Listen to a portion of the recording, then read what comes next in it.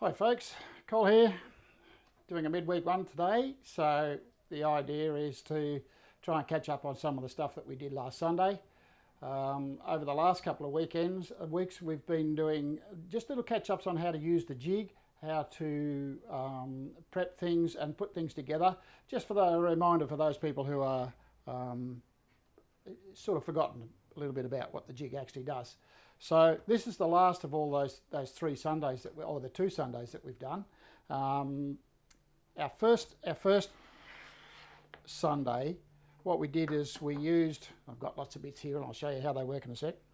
We used our 2 even pieces of material, so they're even thickness pieces of material, to cut a couple of even joints. Okay, so we're using the A10 and we just put those together so that they give you an idea of how to do even-sided boxes, so forth. So that's the simplest one.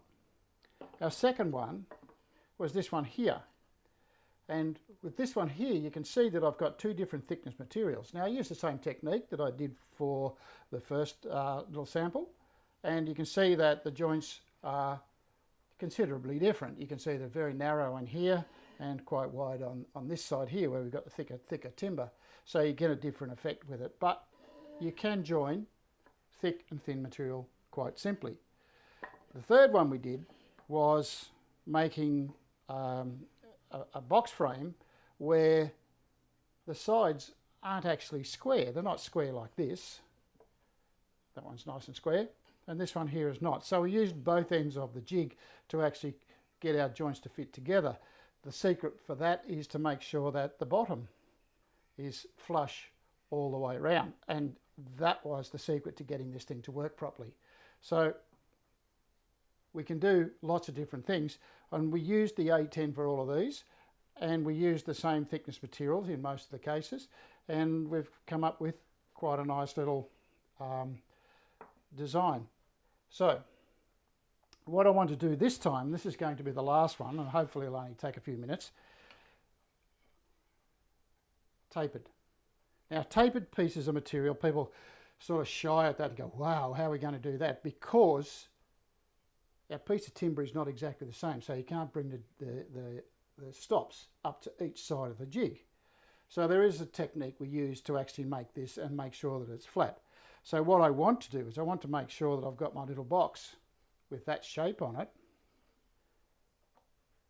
like so, and I want a piece here and a piece here, and then of course I have the piece on the other side, and I want to make sure that it's flat on the bottom all the way around the box. So this is how we go about it. I'll just shift all this stuff out of the way. So set up your jig as per normal, like so. And what we need is we need a reference point. I'll just go back to my other camera. We need to get a reference point so that we've got all our parts lined up so that they will fit with a flat base. Now, first of all, we need to mark the base. So with my texter, you can see I've written all over this in texter. It doesn't, I wouldn't normally do this, but I've just written it down there so that you can see the measurements. It's 109 millimeters at the bottom, 51 millimeters here. The thickness of the material is 12 mil, and you can see all my other pieces are corresponding with the measurements and things like that. I wouldn't normally use a texter. I would use a piece of chalk, and that would give me something to rub off, and I'd have a nice clean slate like this when I put the box together. So the first thing I need to do is put a face side mark on there. Now, again, I would use a piece of chalk. So this is going to be the bottom of the box. It's going to be 2 pieces like so, a bit here and a bit there, right? So that's going to be the bottom of the box. This is going to be the outside of the box, so I mark that with my face side mark. Now the face side mark tells me that's the bottom. So that tells me it's the bottom, that tells me it's the top, and that's the outside of the box. So obviously I've got this one here, and this is the outside of this one. And then I have my other two pieces. Mark the outside of that, and I'll make the bottom of this one here as well. Okay, so that gives me all of the reference points that all the reference markings that I need. Now, setup. We need to have a reference point for our setup. So what I do is, just come in a little bit closer there, is I use one of the fingers on the template as a reference point.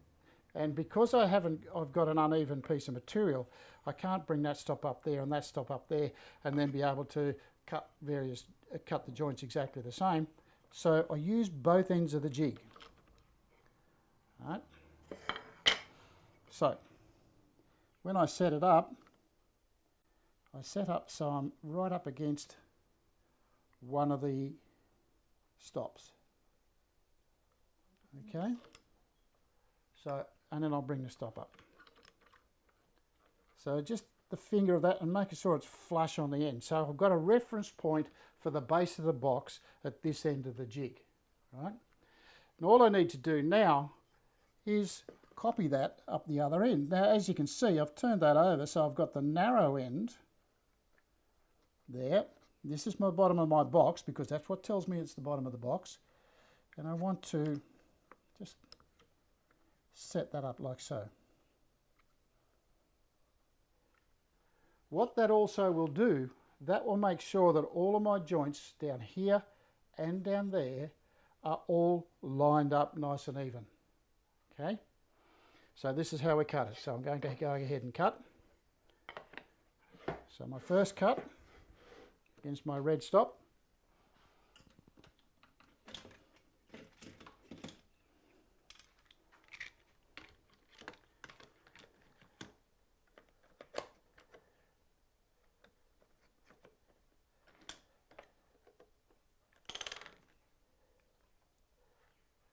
Now, because I've got a fairly wide piece of timber there, I'm going to put two stops on.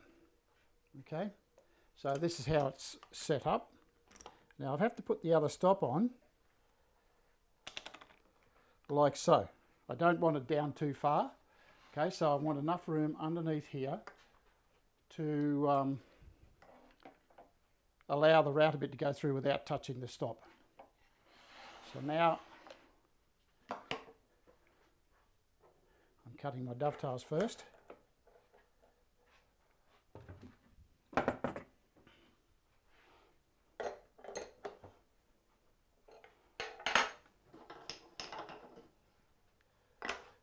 My height. Now both these pieces of material are pretty much the same height, same thickness. So when I adjust the height, what I'm doing here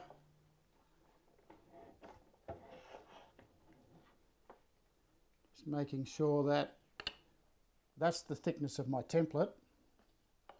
This is the thickness of my piece of material that's going to fit into there. It's actually going to fit into this end, but it's the same thing. Lock that in place, and now we're ready to cut.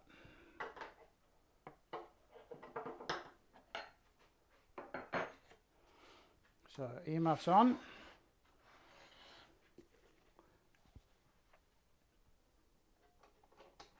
So cutting.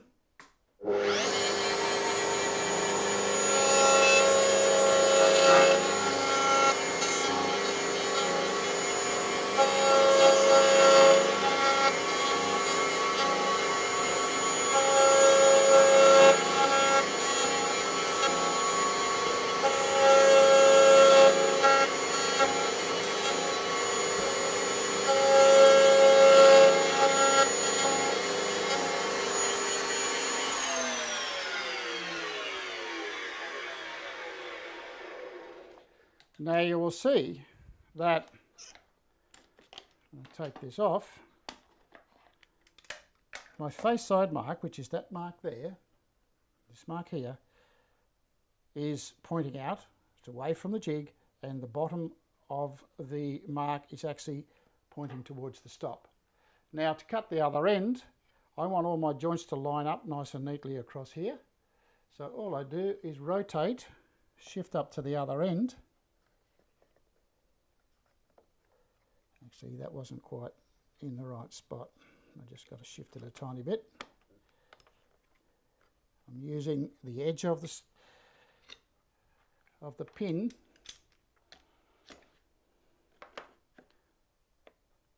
lock it in. I only need one stop this time. So if I cut again,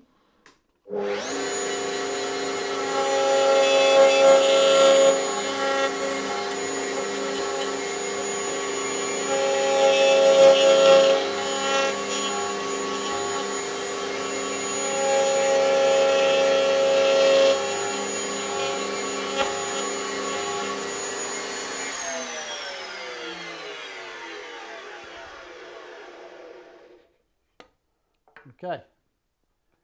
Now I'll do that again. So my first one, I've got my face side mark on the wrong side.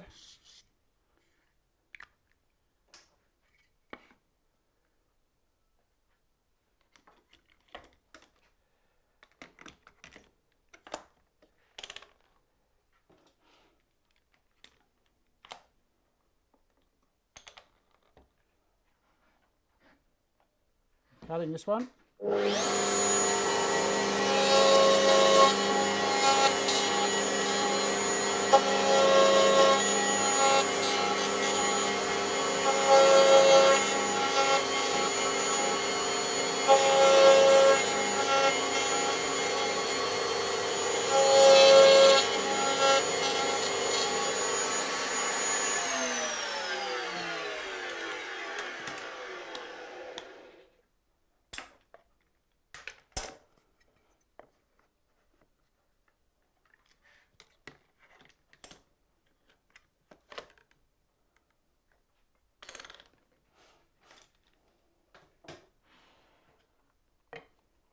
Cutting again.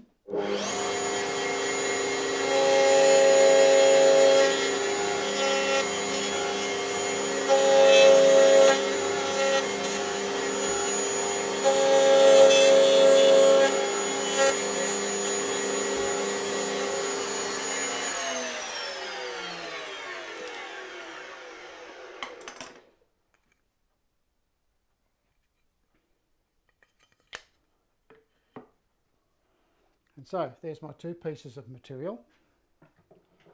Okay, so I've got two bits, both identical. Now all I want to do is cut the rest of them. So I turn my jig around. Let's say we cut the big one first.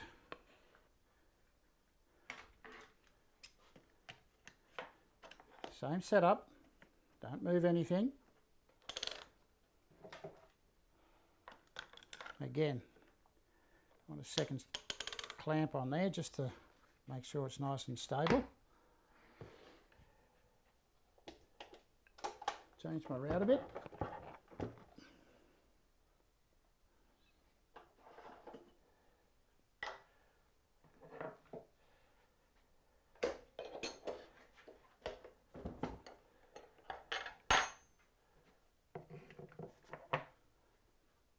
Incidentally, I gave these a nice clean polish. You can actually see that they are nice and clean. Now, this is my opposing piece of material.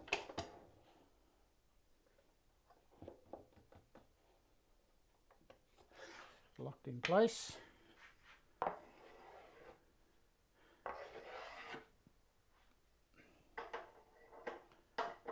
With my height set. Now it's just a matter of cutting my joints. Just making sure my face side mark is on the outside and the bottom is pointing at the stop.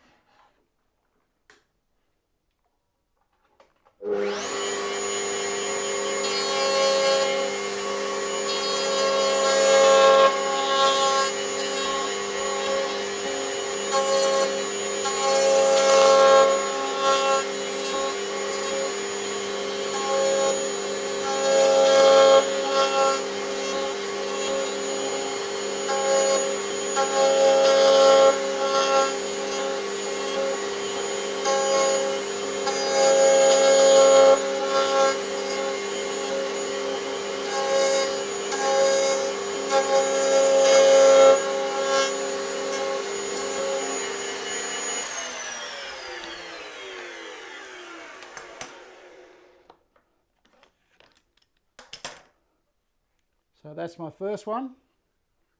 Rotate up to the other end. Notice I've come straight up to the other end of the jig.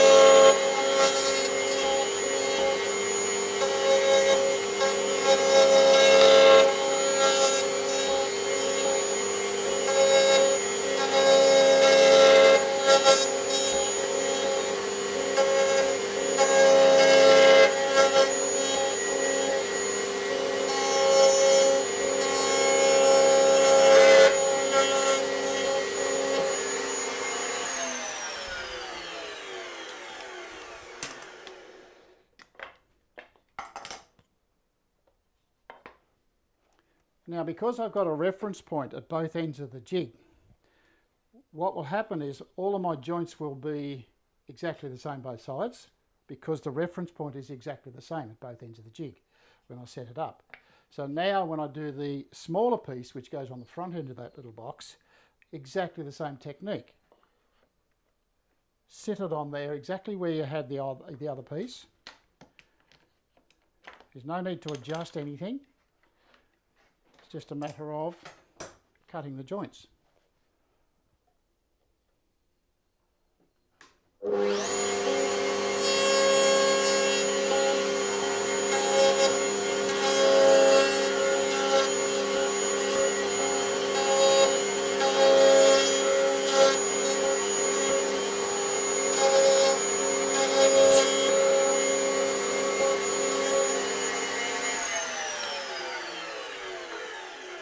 Same process, rotate like so.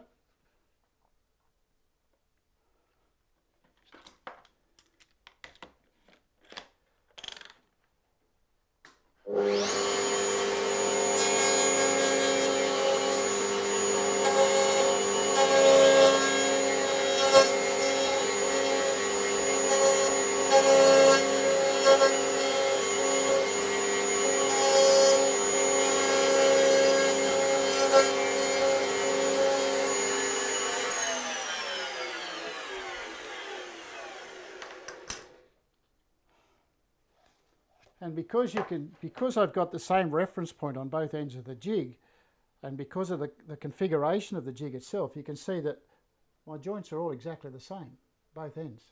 This is the bottom of the box, of course. And so when we put the box together, this is where we do.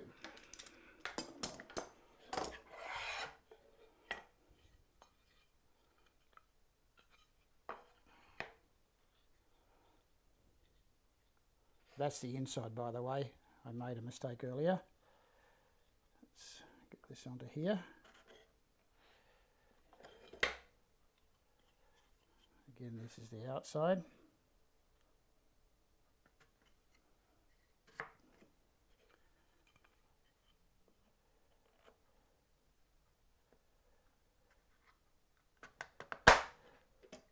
I like that little click as it goes together. And there you have it. Perfectly fitted. Just might need to adjust and tidy up the top edge on the bottom edge there. A little bit of work with a plane. That's all you're going to need. So as you can see, everything fits quite nice and quite neatly together. You can see that the bottom of the box, it's flush all the way around, and that's because I had the same reference point from this end of the jig and that end of the jig.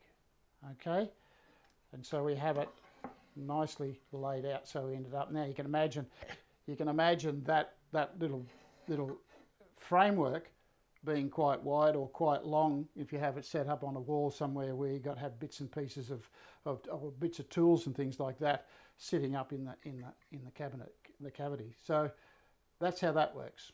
Okay, so that finishes off our refreshers. If you have any questions, don't hesitate, email me, and we can answer any more of your questions, anything that any problems that you might be having, and we can get things sorted out. Apart from that, subscribe to our channel when you get the opportunity, and we'll see you on Sunday with trays. It's going to be a good one. So have a good one, folks, and I'll catch you all later.